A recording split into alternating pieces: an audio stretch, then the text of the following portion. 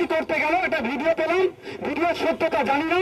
Calcutta police, West Bengal police, রাজ্যের স্বরাষ্ট্র দপ্তর, দেশের স্বরাষ্ট্র দপ্তর নিশ্চিতভাবে এই ভিডিও ফুটেজটার চেক করবে, যে দেশ বিরোধী যে স্লোগান দিয়েছে তার বিরুদ্ধে ব্যবস্থা গ্রহণ করবে। দেখ, আমি ফিরে আসি, তাহলে ব্যবস্থা গ্রহণ করতে হবে তো নাকি ভাই? মাননীয় মমতা ব্যানার্জি মহাশয় কি ব্যবস্থা গ্রহণ করে এই শুভেন্দু অধিকারীর বিরুদ্ধে দেশে থেকে দেশ বিরোধী স্লোগান দিচ্ছে সেটা আমরা দেখব। যারা গল্প শোনাচ্ছে অনেক, একে একদম ছাড় পাবে না। সেই দেশের প্রধানমন্ত্রী, দেশের স্বরাষ্ট্রমন্ত্রী শুভেন্দু অধিকারী ওই ভয়েসটা যদি সত্য হয় তার বিরুদ্ধে কি ব্যবস্থা গ্রহণ করে সেটাও আমরা দেখব। দেশে খাবে, দেশের খাবে, দেশের জনগণের টাকায় তুমি বিধায়কের মাইনে পাবে, আর দেশ বিরোধী স্লোগান দেবে, আমরা ছেড়ে কথা বলবো না। আমরা আইনের মাধ্যমে গণতান্ত্রিক প্রক্রিয়াতে এটা জানবো। যে অবাক হয়ে যাচ্ছি, তুমি আমার ঘটনা 6 বছর পার হয়ে গেল, এখনো পর্যন্ত কারা ঘটালো 300 কিলো RDX কোথা থেকে আসলো এখন আমরা জানতে পারলাম না।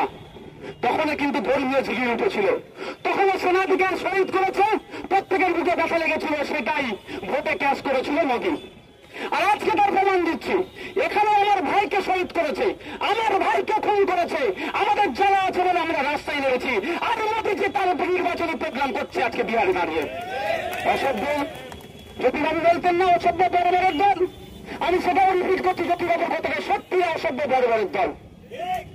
সেখানে অল ইন্ডিয়া মুসলিম পার্সোনাল ল বোর্ড এই অর্থাৎ যত প্রদেশ 25 তারিখ পর্যন্ত বন্ধ রাখলো, মোদীজি সেখানে তার নির্বাচনী কার্যকলাপ চালানোর জন্য বিহারে গিয়ে প্রোগ্রাম করছে। এদের অসভ্য বলার মতো কি বলবেন? এই অসভ্যদের হাতে পাতে ফেলুন না, এরা ধর্মীয় দিকে তুলছে। এখন তো প্রশ্ন করা দরকার, ইন্টেলিজেন্স কি করছিল, বিভিন্ন লেয়ারে ওখানে নিরাপত্তা রক্ষী ছিল, তারা কি করছিল?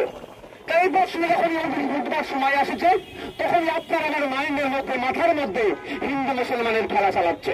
আর যারা হিন্দু মুসলমান খেলায় মেতে আছেন তাদেরকে শুধু এতটুকু বলতে চাই, একটা তথ্য দিতে চাই, এই জঙ্গিদের বিরুদ্ধে, এই দেশ বিরোধীদের বিরুদ্ধে, এই সন্ত্রাসীদের বিরুদ্ধে, এই মানবতাকে যারা খুন করেছে এই খুনিদের বিরুদ্ধে যখন কাউন্টার অ্যাটাকে আমার দেশের আর্মি গিয়েছে, যে শহীদ হয়েছে আর্মি, তার ধর্মীয় পরিচয়টা একবার জেনে নেন।